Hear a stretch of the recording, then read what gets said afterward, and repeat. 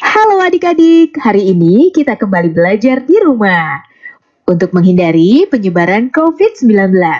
Kali ini kita belajar sains bersama Kak Herman ya.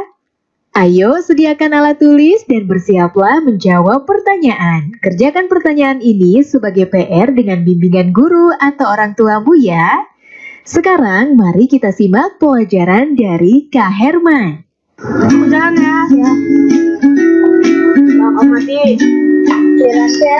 Ya. Aku main dong. Lah, caturnya kok nggak berantakan sih? Ya dong, ini kan papan catur ajaib, namanya Magneto. Makanya Ari, kalau ada orang lagi main jangan iseng. Aku bingung deh. Di rumah, ibuku menempelkan kertas di kulkas, tapi tidak memakai lem. Ibuku menjawab memakai magnet. Dan sekarang papan catur ini aku angkat, tidak jatuh juga.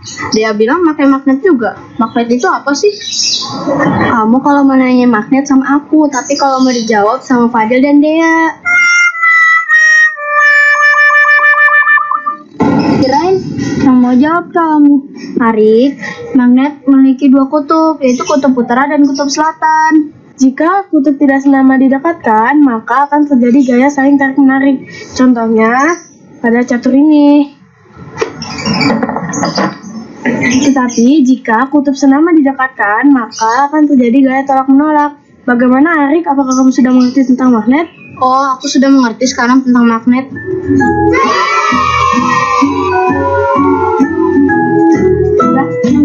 Jalan lagi ya. Halo Sobat X-Science, senang sekali Kak Herman dapat berjumpa kembali dalam program kesayangan kita, X-Science, Eksplorasi Sains. Sobat X-Science, jika sebuah magnet kita potong terus-menerus, maka kita akan mendapatkan magnet-magnet kecil. Magnet-magnet kecil ini disebut sebagai magnet elementer, alias magnet domain, yang memiliki sifat dapat menarik beberapa benda. Tapi ada juga loh benda-benda yang tidak dapat ditarik oleh magnet. Nah sekarang mari kita perhatikan perbedaan berikut ini. Magnet bisa menarik paku dan klip kertas, namun magnet tidak dapat menarik sendok, plastik, dan ranting. Paku dan klip kertas termasuk benda magnetis, sedangkan sendok, plastik termasuk benda non-magnetis. Jadi, apa kesimpulannya? Kesimpulannya adalah benda magnetis adalah benda-benda yang dapat ditarik oleh magnet, sedangkan benda non-magnetis adalah benda-benda yang tidak dapat ditarik oleh magnet. Jadi begitu sobat. Sobat X-Science, sekarang kita simak apa saja sih sifat-sifat magnet itu. Yang pertama, magnet menarik benda magnetis. Benda yang dapat ditarik oleh magnet disebut benda magnetis.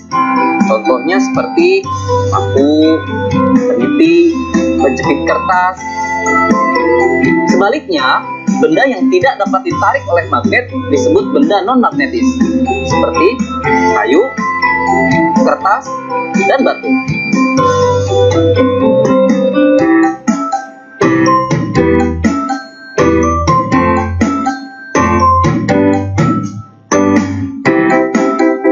Sifat yang kedua adalah magnet mempunyai dua kutub. Biasanya disebut kutub utara dan kutub selatan. Jika kita mendekatkan kutub-kutub yang senama, maka magnet tersebut akan saling tolak-menolak. Sebaliknya, jika kita mendekatkan kutub-kutub yang tidak senama, maka magnet tersebut akan tarik-menarik. Loh, kok bisa ya Sobat X-Science? Ternyata hal ini terjadi karena arah gaya magnet keluar dari kutub utara masuk ke kutub selatan. Sifat yang ketiga, gaya tarik magnet paling kuat terletak di bagian kutub magnet. Garis medan magnet secara alami berkumpul bersama di ujung magnet. Bagian ujung magnet ini disebut sebagai kutub magnet. Karena garis gaya magnet berkumpul di ujung magnet, gaya tarik paling kuat terletak di bagian kutubnya. Yang terakhir, gaya magnet dapat menembus benda tertentu.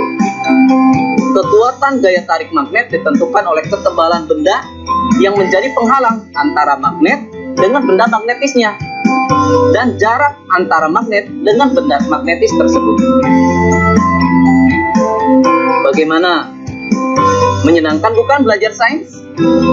Dengan belajar sains, kita menyadari akan kekuasaan Tuhan Yang Maha Esa yang telah menciptakan magnet lengkap dengan keunikan sifat-sifatnya. Sehingga kita dapat menggunakannya untuk kehidupan dan dapat menambah rasa syukur kita. Saatnya kita bernalar. Yuk, mari kita bernalar ya.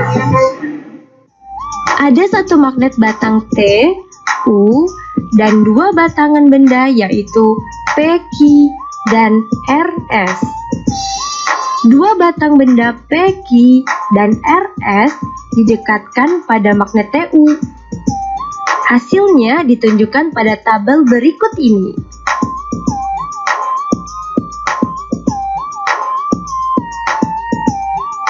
Apa yang dapat kamu simpulkan mengenai dua batang benda P, Q, dan RS tersebut? Coba jelaskan.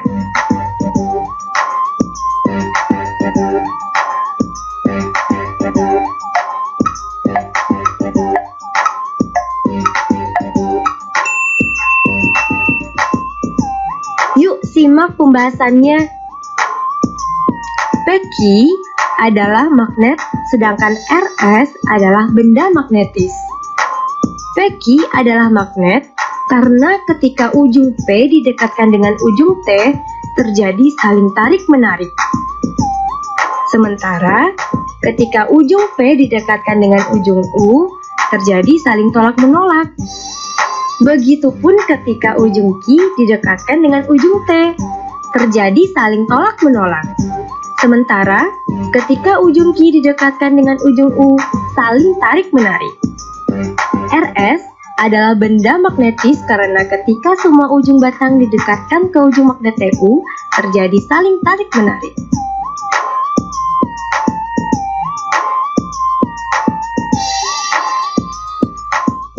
Nah adik-adik, sekarang waktunya menjawab pertanyaan. Siap-siap mencatat ya. Pertanyaannya adalah, benda-benda apa saja di rumahmu yang bisa ditarik magnet? Dan benda-benda apa yang tidak bisa ditarik magnet? Dicatat ya. Benda-benda apa saja di rumahmu yang bisa ditarik magnet? Dan benda-benda apa yang tidak bisa ditarik magnet? Nanti jawablah pertanyaan ini sebagai tugas di rumah ya. Kerjakan pertanyaan dengan bimbingan guru atau orang tuamu.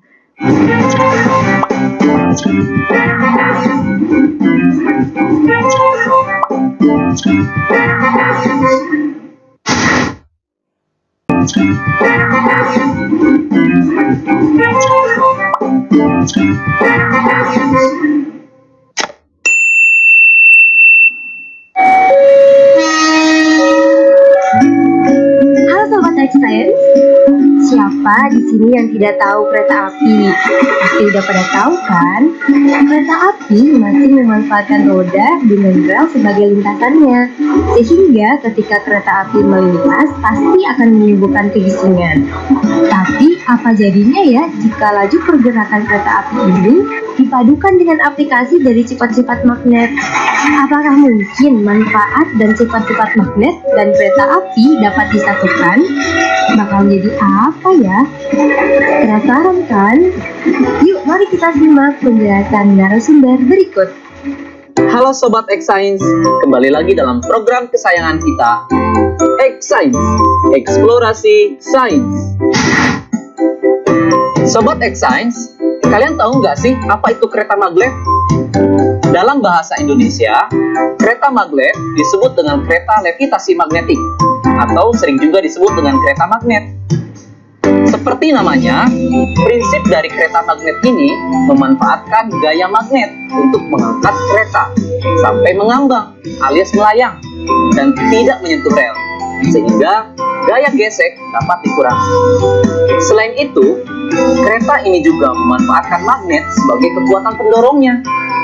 Dengan kecilnya gaya gesek dan besarnya gaya dorong, Kereta ini mampu melaju dengan kecepatan sampai 600 km per jam. Jauh lebih cepat dari kereta biasanya.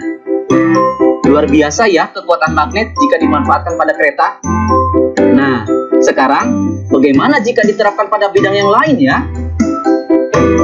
Saatnya kita seru-seruan bereksperimen dengan menggunakan magnet, yaitu pensil melayang. Loh, kok bisa pensil melayang? Pasti penasaran bukan? Yuk kita mulai. Terima kasih Kak Herman. Alat dan bahan yang dibutuhkan pada eksperimen ini adalah sebagai berikut: pensil, magnet berbentuk ring, karet alat. Langkah-langkahnya adalah sebagai berikut. Tempatkan 4 magnet berbentuk ring pada kasur karet. Upayakan kutub yang menghadap ke permukaan senama dengan kutub magnet yang dipasang nantinya pada pensil. Masukkan 2 ring magnet pada pensil.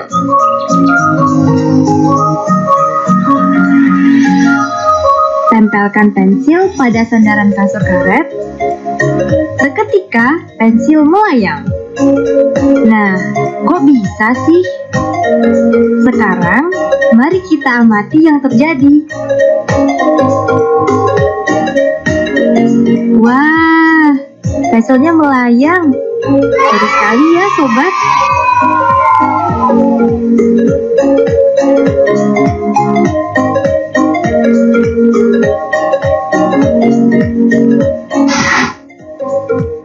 Adik-adik, tadi sudah melihat kan percobaan pensil melayang?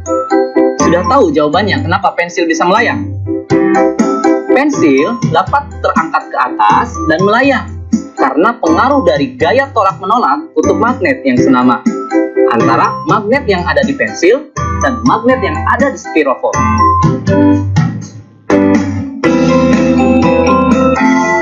Nah, sekarang selamat mencoba di rumah ya. Sampai jumpa di eksplorasi sains berikutnya.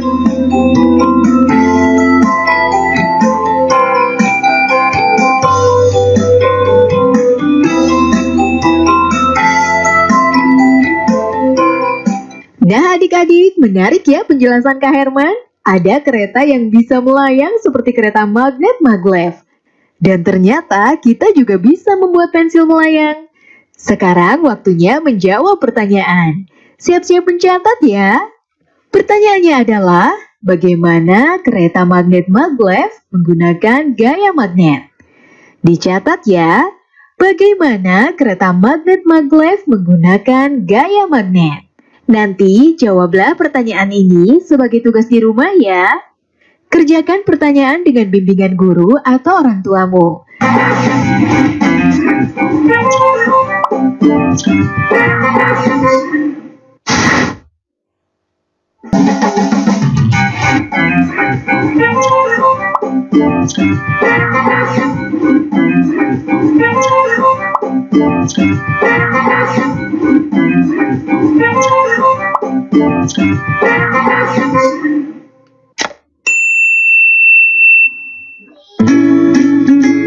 Bagaimana, bisa nggak?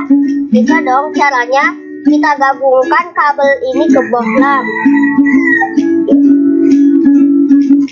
Lalu kita hubungkan ujung kabel yang lain ke bawah baterai.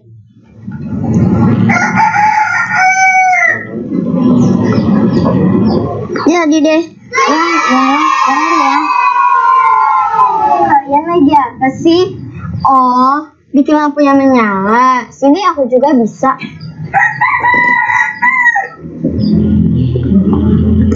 Lihat ya.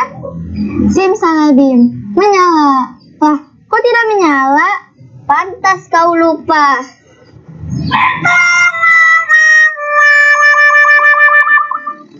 Halo Sobat X-Science, kembali lagi bersama Kak Herman dalam program kesayangan kita, X-Science, Eksplorasi Sains.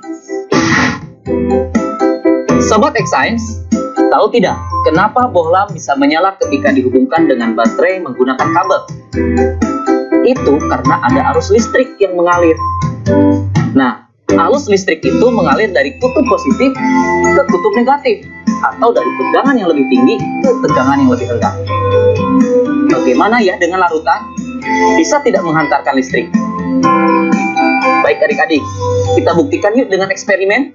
Sobat Extend, eksperimen kita kali ini adalah percobaan larutan elektrolit dan non-elektrolit. Alat dan bahan yang dibutuhkan dalam eksperimen ini yaitu toolkit listrik yang berisi gauge-meter, aquades, air garam, dan air asam jawa. Setelah semua alat dan bahan tersedia, maka langkah selanjutnya, masukkan ujung kabel ke larutan aquades, lalu amati jarum pada meteran alat atau disebut Tidak bergerak. Setelah itu, ulangi proses kegiatan dengan menggunakan larutan air garam dan larutan asam jawa. Perhatikan pergerakan jarum pada gauge-meter.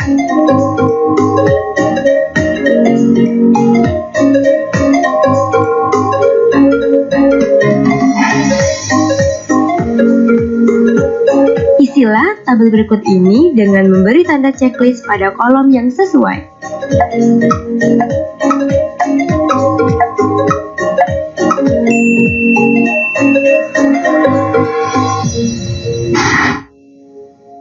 Sobat X-Science, sekarang kita simak ya penjelasan hasil eksperimennya.